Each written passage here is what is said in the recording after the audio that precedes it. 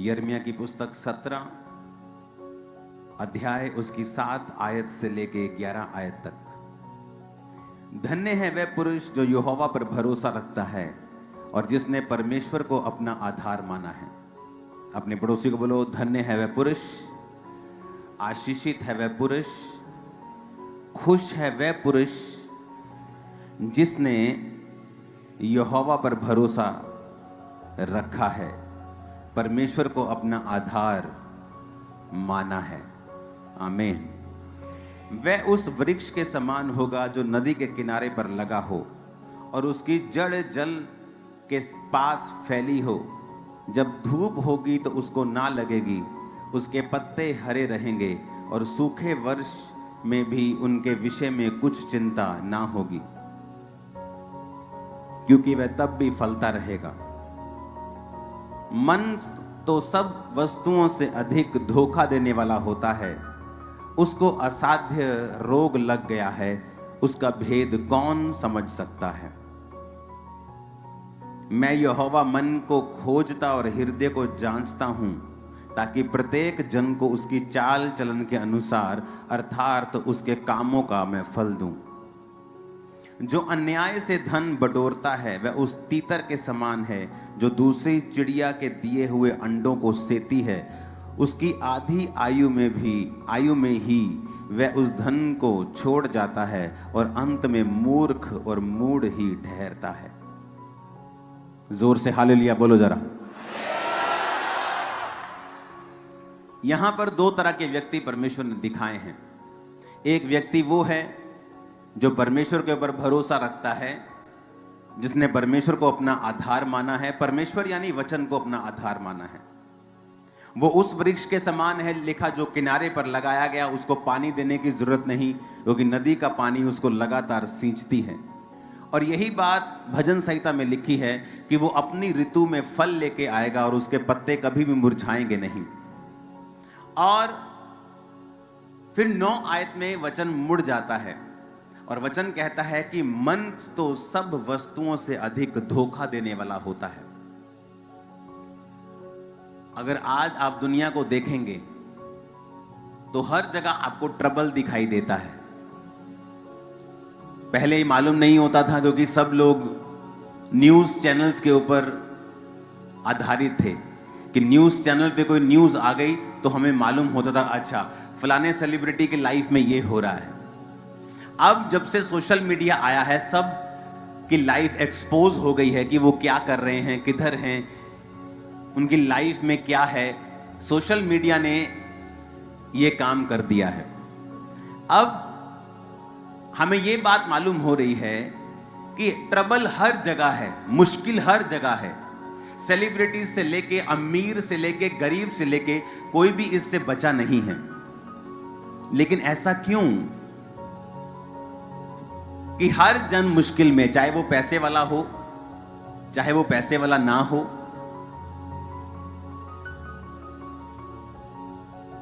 आपने बहुत सी न्यूज सुनी होंगी, बहुत से आपने को ऐसी बातें सुनी होंगी, फॉलो योर हार्ट, जो आपका दिल करता है वो करें। और जब ये बात सब कर रहे हैं, जो उनका दिल करता है वो कर रहे हैं, और इसीलिए सब दुखी हैं, क्योंकि वचन हमें ये नहीं कहता फॉलो योर हार्ट। बाइबल बिल्कुल विपरीत है। बाइबल कहती है कि तुम्हारा हार्ट जो है, तुम्हारा दिल जो है, तुम्हारा मन जो है, वो तो सब वस्तुओं से अधिक धोखा देने वाला है। जो व्यक्ति तुम्हें सबसे अधिक धोखा देने वाला है, अगर तुम उसको फॉलो करोगे तो एंड क्या होगा? एंड ये होगा कि आप एक अनसेटिस्फाइड लाइफ जी रहे होंगे।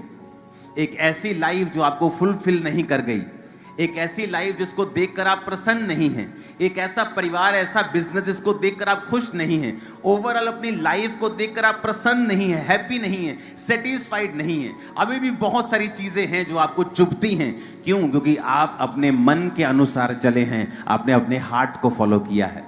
और वचन कहता है heart is the most deceptive thing. इसको पढ़ेंगे अगर इंग्लिश में है तो, the heart is deceitful above all thing. क्या लिखा? कि जो हार्ट है डिसाइडफुल है, धोखा देने वाला है, अबव ऑल थिंग्स। सबसे ज्यादा कहता अगर कोई धोखा देने वाला है वो तुम्हारा हार्ट है, वो तुम्हारा मन है। सबसे अधिक तुम्हें धोखा देता है ये।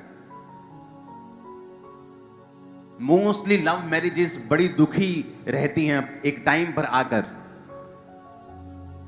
क्योंकि मन, बाइबल कहती है, सबसे अधिक तुम्हें धोखा देता है। मोस्ट डिसाइड, अबव ऑल लिखा, अबव ऑल। तुम्हारा दुश्मन भी तुम्हें इतना धोखा नहीं दे सकता, शैतान भी तुम्हें इतना धोखा नहीं कहता, लेकिन तुम्हारा मन जो है, above all, the heart is deceitful above all things and desperately wicket.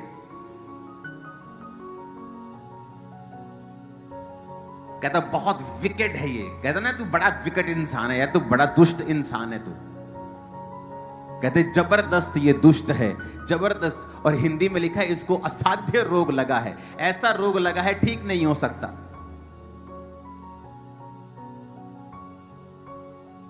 आज बहुत सारी फैमिलीज की न्यूज आती हैं कि फैमिलीज के अंदर भी व्यभिचार है, रिश्तेदार एक दूसरे के साथ व्यभिचार कर रहे हैं। क्यों?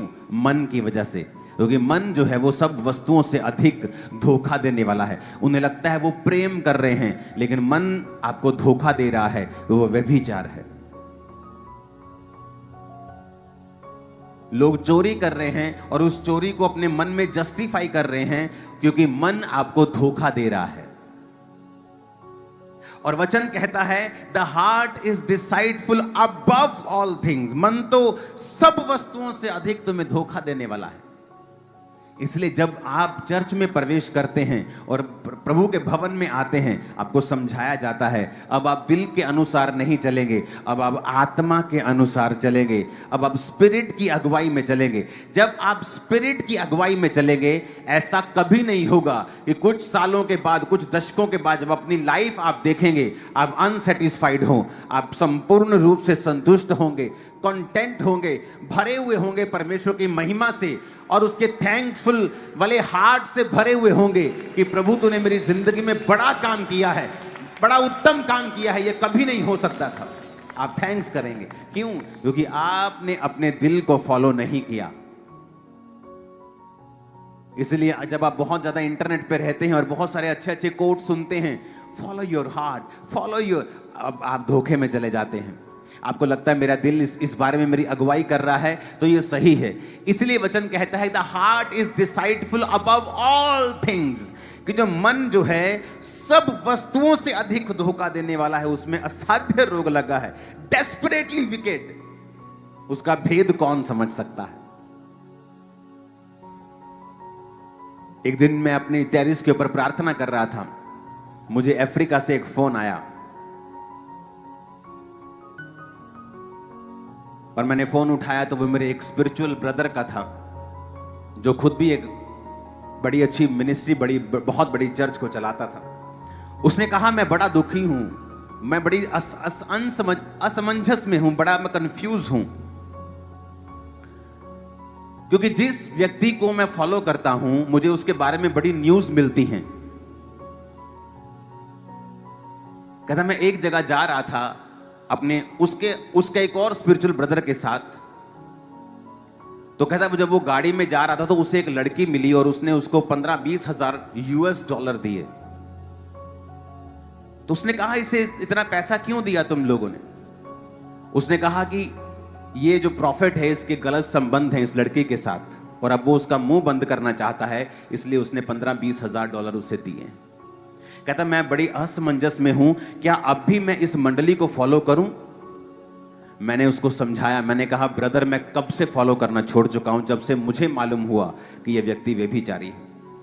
उसने कहा अच्छा तुझे भी मालूम हो गया? मैंने कहा हां मुझे भी मालूम हो चुका है, इसलिए मैं उसको फॉलो नहीं करता हूं।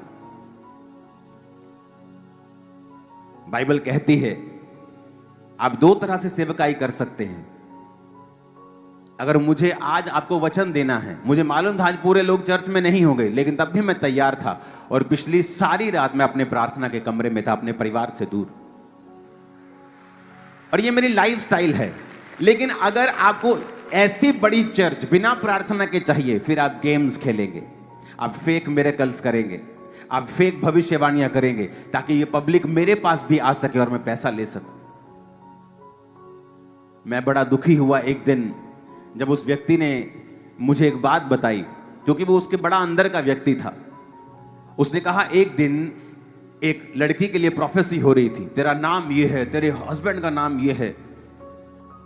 तो उसने प्रोफेसी की कि अभी उसके पति के साथ उसका झगड़ा चल रहा था और वो पति पत्नी अलग अलग रह रहे थे।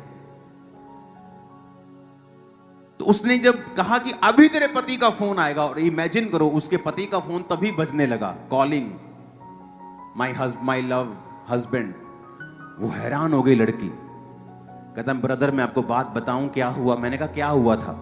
कहता जब वो लड़की चर्च में एंटर की तो उस प्रॉफिट के जो बिल्कुल उसका राइट हैंड है उसने उसका फोन ले लिया, उसका केस उसका पता किया, उसको क्या प्रॉब्लम है क्या है, अच्छा आपका हस्बैंड ऐसा, सारी बात पता कर ली। फोन लिया और अपना नंबर भर के उसमें जो उसके हस्बैंड का नाम था सेम नाम भर दिया और उसके हस्बैंड का डिलीट कर दिया। और जब वो प्रोफेसी हो रही थी उस लड़के ने अपना फोन घुमाया और उसको लगा कि वाह मेरे हस्बैंड का फोन आ गया, प्रोफेसी काम कर रही है। और वो लड़की चिल्लाने लगी वाह गॉड, वो तुम परमेश्वर को सोच रही थी कि परमेश्वर कर रहा है। प्रॉब्लम कहां पैदा हुई, ये बात खुली कैसे कि जब प्रोफेसी खत्म हो गई उस लड़के ने जब फिर उसके पति का नंबर भरना था और अपना डिलीट करना था, उसको पासवर्ड भूल गया उस लड़की का। जब पासवर्ड भूल गया वो उसने फोन उठाया और वो चला गया मीडिया में। उसने मीडिया के अच्छे बंदे को बोला यार मुझे पासवर्ड भूल गया, तुम उसको खोल सकते हो। वो अच्छे लड़के थे, उन्होंने 5-10 मिनट ट्राई किया, फोन नहीं खुला, तो मजबूरी उसको फोन वापस करना पड़ा। मैं उसको बोल रहा था, मैंने कहा ब्रदर जब वो लड़की घर जाएगी और जब ये देखेगी कि उसके साथ धोखा हुआ है, कैसी ठोकर उसको लगेगी परमेश्वर में, क्या उसको ठोकर नहीं लगेगी। उसने कहा ब्रदर मैंने ये बात की और मुझे पता क्या जवाब मिला। कहता ठोकर एक को लगेगी ना, लगने दो, पर उस प्रोफेसी को देख के 100 लोग चर्च में जो आएंगे हमें वो चाहिए, हमें ठोकर से कोई मतलब नहीं। लोगों ने बिजनेस बना रखे हैं। परमेश्वर क्या कहता है, ऐसे लोग उन लोगों के समान होंगे जो दूसरों के अंडों को सेकते हैं और एक दिन आधी आयु में मैं उन्हें उठा लूंगा। और क्या हुआ, एक समय आया, एक दुर्घटना हुई उस फेक प्रॉफिट के लाइफ में और सारी मिनिस्ट्री तबाह हो गई और किसी और ने वो मिनिस्ट्री ओवरटेक कर ली। और अभी भी वो जिंदा है, वो अभी भी जिंदा है और उसके परिवार में मुसीबतें आई, उसके बच्चे मर गए और बहुत से दुख उसकी लाइफ में आए। अब आपको 2 तरीके अपनाने होंगे, या तो आप परमेश्वर में सही तरीके से चल लो, जो मुश्किल है, जो आपको मुश्किल लगता है कि आप अपने परिवार से दूर हैं, फुल नाइट प्रार्थना कर रहे हैं, या पवित्रताई में जीवन बिता रहे हैं, या आप हर चीज में वफादारी के साथ प्रभु के सामने हैं।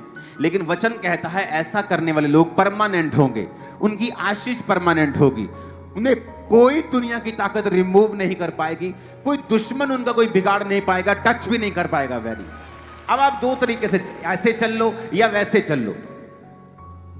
मैं हैरान था कि उनको कोई मतलब नहीं, लोगों को ठोकर लगती है, फेक मिरेकल्स, लोगों को वैसे व्हीलचेयर में बिठा देना, हर गलत काम करना,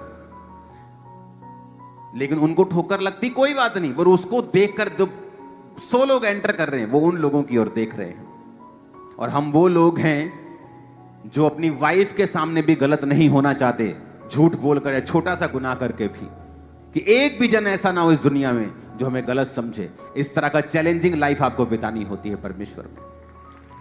हालेलुया। और आपको मालूम होता है कि यह मुश्किल है लेकिन असंभव नहीं है। और इसीलिए आप देखते हैं अफ्रीका में बहुत सारी मिनिस्ट्रीज हैं जो पवित्रताई में जीती हैं, जिन्होंने वायदा किया प्रभु के साथ, प्रभु हम ये गलत काम, ये फेक मिरेकल्स, ये फेक प्रोफेसी, ये गंदमंद हम अपनी चर्च में घुसने नहीं देंगे। आज उनके वंश के वंशों के वंशज, हजारों पास्टर्स उनकी चर्च से निकले, उनकी लाखों में चर्चेस हैं और प्रभु ने उन्हें कितना बढ़ाया है। क्या ये हमारे लिए एग्जाम्पल्स नहीं हैं? हैं। लेकिन आज आदमी शॉर्टकट चाहता है, मन को फॉलो करता है, हार्ट को फॉलो करता है। Hallelujah, hallelujah. लेकिन मन तो सब वस्तुओं से अधिक धोखा देने वाला है, इसको असाध्य रोग लगा, इट इज डेस्परेटली विकेट। इसका भेद कौन समझ सकता है? हम बुलाए गए हैं रिजल्ट लाने के लिए सिर्फ नहीं, बल्कि एक धर्मी जीवन जीने के लिए भी।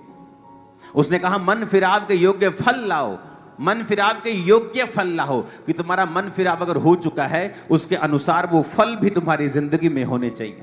वो पवित्रताई, वो प्रार्थना, वो धर्मी जीवन, वो बोने का जीवन, प्रार्थना का, उपवास का, अपने पास्टर्स के लिए प्रार्थना का, चर्च के साथ वफादारी का, हर एक धर्मी फल तुम्हारी जिंदगी में होना चाहिए अगर तुमने मन फिरा लिया है तो। पर कहता अगर तुमने मन फिरा के भी अपने पुराने काम नहीं छोड़े हैं, अगर वो धरती जो पानी पीकर भी कांटे ऊंट कटारे उगाती है निकम्मी है, श्रापित होने पर है। Hallelujah, hallelujah. जब मैं बिजनेस करता था टाइल्स का, तो आज भी कुछ लोगों से मैंने लाखों रुपए लेना है बिजनेस का, अपने टाइल्स के, अपनी सैनिटरी के बिजनेस का। और जितनी मेरी पहुंच है मैं एक डंडा देके अभी मिनट में पैसे निकलवा सकता हूं, लेकिन नहीं, क्योंकि एक जिम्मेवारी होती है आपके ऊपर प्रभु की महिमा दिखाने की। आप अपने करैक्टर में लूज नहीं हो सकते। यही तो आपकी पूंजी है और यही तो आपका गहना है। अगर ये खत्म हो गया तो लिखा तू फिर सूअर के समान है, जिसके सोने की नथ तो है लेकिन है वो सूअर। कितने मेरी बात को समझ रहे हैं? लेकिन आज लोगों को कोई परवाह नहीं है। एक जगह से दूसरी जगह, हर जगह वो गंद डालते रहते हैं, डालते ही रहते हैं, क्योंकि उनको कोई परवाह नहीं परमेश्वर के नाम को ठोकर लग रही है या लोग क्या सोचेंगे। उन्हें सिर्फ अपना पेट भरना है। लेकिन परमेश्वर ने क्या कहा? वो जो अन्याय से धन बिटोरता है वो तीतर के समान है, जो दूसरी चिड़िया के दिए हुए अंडों को सेता है और आधी आयु में धन को छोड़ जाता है और अंत में मूर्ख ही ठहरता है। ऐसे लोगों को लगता है कि हम बड़े चालाक हैं और हमारी चालाकी कामयाब हो रही है, लेकिन परमेश्वर कहता है तू किसके लिए बटोर रहा है, क्योंकि अंत में तू सब कुछ ये छोड़ जाएगा और मूर्ख ठहरेगा। ऊंची आवाज में हालेलुया बोलो।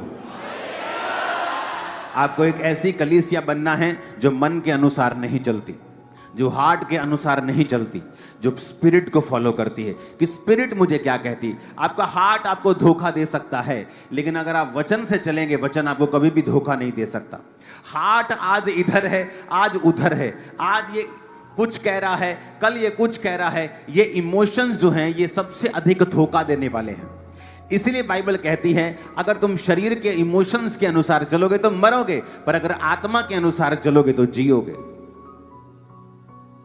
और इसीलिए वचन को ज्यादा पढ़ना जरूरी होता है कि जब इमोशंस आप पे अटैक करते हैं, कभी इस साइड अटैक करते हैं, कभी ये आपको परमेश्वर में चलने के लिए भी अटैक करते हैं, कभी ये परमेश्वर से हटने के लिए अटैक करते हैं। और जब लोग इमोशनल होकर प्रभु में चलते हैं, कई बार तो आपको चर्च की फ्रंट सीट पर बैठे मिलेंगे।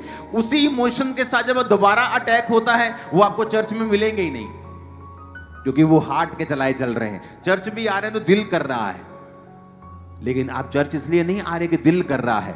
हो सकता है किसी दिन दिल ना करे।